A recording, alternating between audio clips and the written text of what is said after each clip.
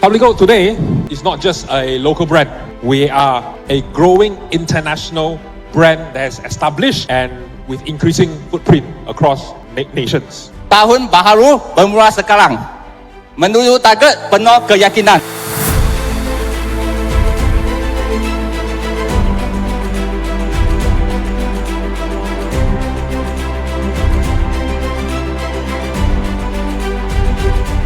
One thing I want to share here is, number one, don't ever give up. Number two, you have decided to do a business, do or die. Sebenarnya pekerjaan saya adalah berisiko. Apa-apa boleh terjadi. Jika saya dah tiada, mungkin income ni boleh pergi ke isteri saya.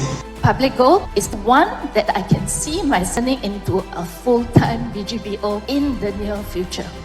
Persenasi saya hampir 3 juta. Buat saja. Teruskan melangkah sehingga anda capai financial freedom. Publico ini bukan cuma sekedar bisnis emas, tapi ini sebuah literasi keuangan. Saya yakin kesejahteraan Indonesia akan baik bersama dengan Publico. Bisnes Publico dah mengubah hidup kita. Apa next Sobat? Sekarang ni kita set new mission ialah mengubah hidup orang lain. Apa yang Datuk cakap, saya percaya. Sebab selama 18 tahun saya dapati apa yang Datuk cakap, apa yang Datuk buat, semuanya untuk kebaikan kita semua. Today is our youngest day in our life. What you deserve in this life. Kalau you betul-betul dig in your mind, ini akan bagi satu motivasi yang besar dalam pergerakan.